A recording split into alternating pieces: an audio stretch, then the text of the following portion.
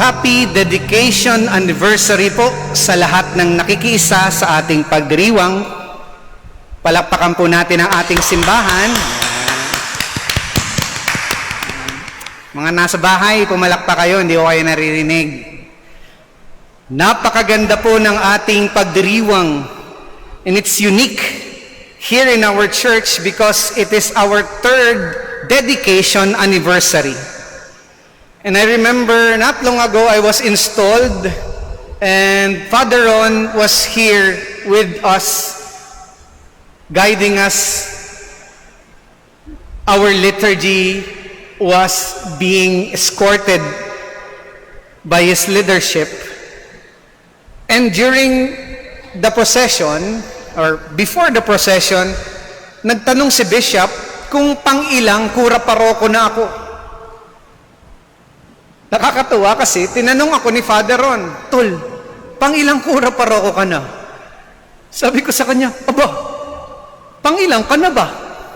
Hindi ko alam, hindi ko rin alam. Kaya hindi namin alam kung pang-ilan na kami, so nagbibilang kami. Habang nagbibilang kami, nakita namin na nandito nga pala si Father Omer. Sigurado to. Si Father Omer, nauna sa atin, alam niya kung ilan. Kaya pumunta po ako, lumapit kay Father Omer, kaming dalawa. Father, ano yan mga kapatid? Pang-ilang kura paroko ba kayo?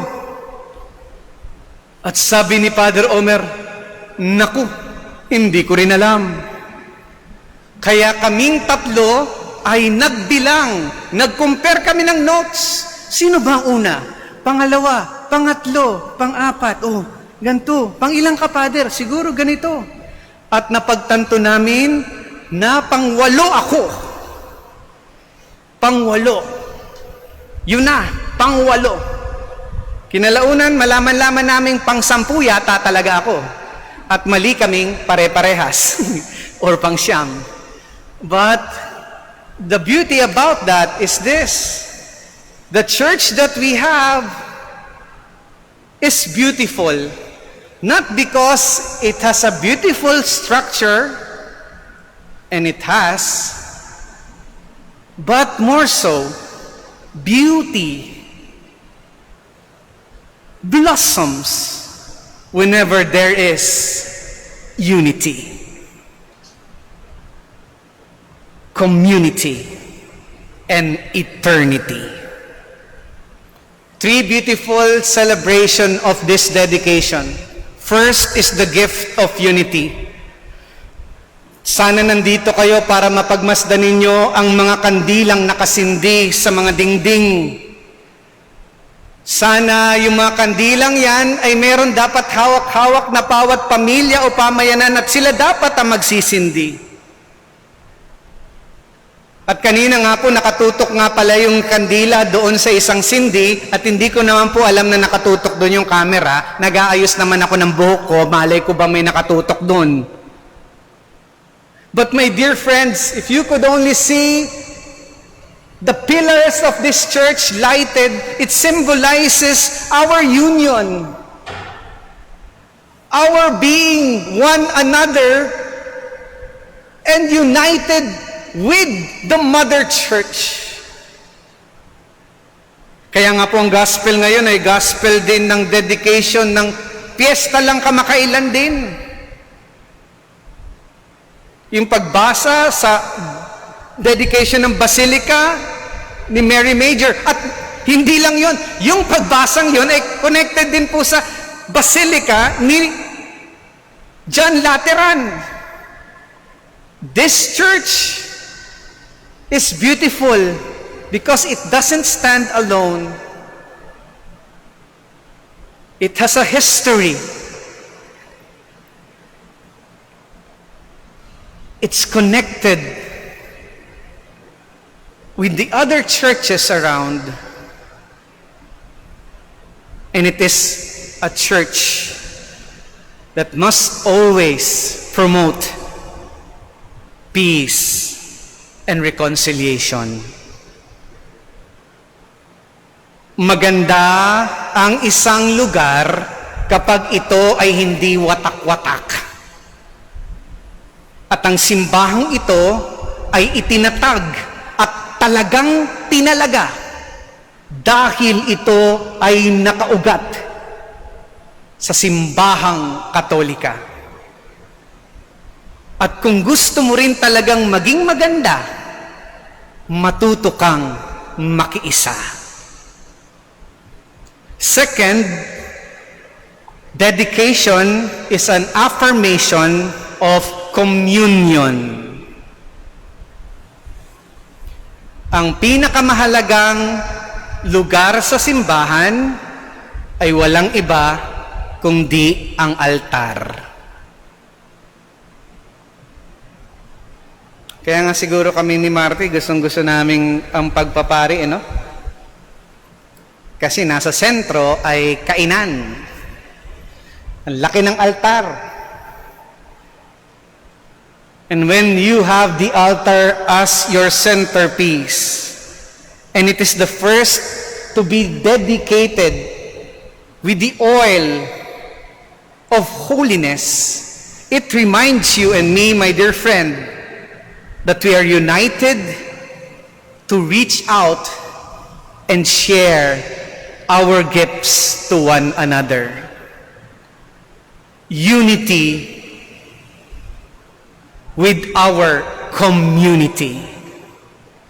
Helping in spite of the emptiness in our church.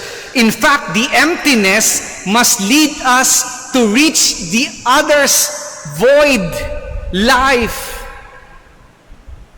It must lead us again. This dedication should bring us back to the true beauty of this church.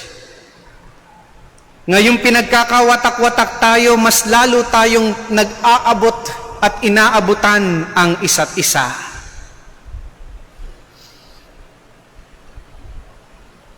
Isa po sa katangian ay ng ating simbahan din ay alam po natin na tayo ay nag-aabang tuwing umuulan. Pero maliban po sa atin, may mga iba din pong simbahan na nag-aabang tuwing umuulan. Isa po dyan ay sa aking kaibigan. Huwag na po nating alamin kung sino siya. Tago na lang po natin siya sa pangalang Jojo Moniz. Sabi ko sa kanya, nagte-text na kami, Kuya, umuulan na naman. Oo nga, kumusta dyan? Naghihintay. Ikaw, kumusta dyan? Tumataas na ang tubig. Sabi ko sa kanya, Kuya, hindi mo ba maisip na mag-fluvial procession?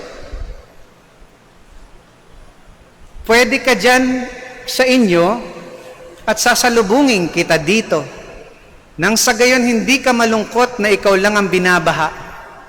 Kasama mo ako. At ang sagot niya po sa akin, hindi ko na po padang banggitin dahil natawa na lang din po ako. For if we are united, then we must reach out. For this church, during the dedication not so long ago, was baptized just like us. Naalala mo ba yon? 3 years ago, winisikan tayo ng tubig sa isa't isa. Confirmed, just like you and me, ang banal na langis. And the Eucharist, your first communion, so that this church will teach us again to share. But whenever we forget this, let our gospel be the challenge. Let the gospel remind us of the zeal of God. He will make a whip out of this to shackle each and every one of us. That what we are doing right now, the way we beautify our church, kaya maganda ang simbahan, kaya maganda ka din kasi ikaw mismo ay simbahan, Dahil hindi ikaw lang ang nagpapaalala ng sarili mo. You are a prelude to the life of ever after. Sa abot ng ating makakaya, pinapaganda natin ang ating simbahan, hindi dahil gusto ko lang, hindi dahil gusto kong sabihing maganda ang ginagawa ko, hindi. We beautify the church, kaming mga pare, for you to be reminded that life is still beautiful in spite of it all. Na pagpunta mo dito, alam kong may problema ka, alam kong mabigat ang lahat, pero sa pagpunta mo naman dito, may langit. May forever. May eternity. Kaya natin inaayos para mapaalala ka na may pag-asa. Kaya nga nagalit si Jesus kasi nga, nang nakikita lang nila is temporal. Ang nakikita lang nila ay yaman. Ang pinag-uusapan ay pera. Pinag-uusapan ay pera. At ang pinaparatang sa isa't isa ay pera. Hindi pwede, hindi yun. Kapag pinag-usapan na natin ang pera, pansamantala lang yan. Pansamantala lang yan. When we beautify this church, we remind ourselves, and Jesus is reminding us, destroy this, I can rebuild it, because it is not made only of temporality. Pinapaalala nito, at maaalala mo pagpasok mo dito sa simbahan, na meron pa palang ganda, meron pa palang biyaya, meron ka pa ring karapatang magsimula. Ang simbahan ay paalala ng pamilyang bumabangon at nakatingin sa walang hanggan. Amen. Palapakan nga natin ang ating simbahan. Kaya nga po talagang isinasaayos po natin ang ating simbahan. Lalo na sa mga panahong ito. Dahil hindi lang po ang simbahan ay nagiging lugar para sa pagdarasal, nagiging lugar din po ito sa iba't ibang karanasan. Nagiging lugar din po ito ng mga gusto magbago. Lugar ng gustong masilungan, lugar na pwedeng bakunahan, lugar na nagbibigay pag-asa, hindi titigil, upang sa gayon, babangon at babangon. When Jesus was raised from the dead, the disciples remembered that he had said this, and they came to believe the scripture and the word Jesus had spoken. My dear brothers and sisters, as we celebrate the dedication of our church, we thank the Lord for the many people who have built this church. We thank the Lord and ask for guidance so that our community will continue beautifying this church. But what kind of beauty? Beauty means unity. Beauty is being with your community. And true beauty will always look forward and be a sign of eternity. Amen.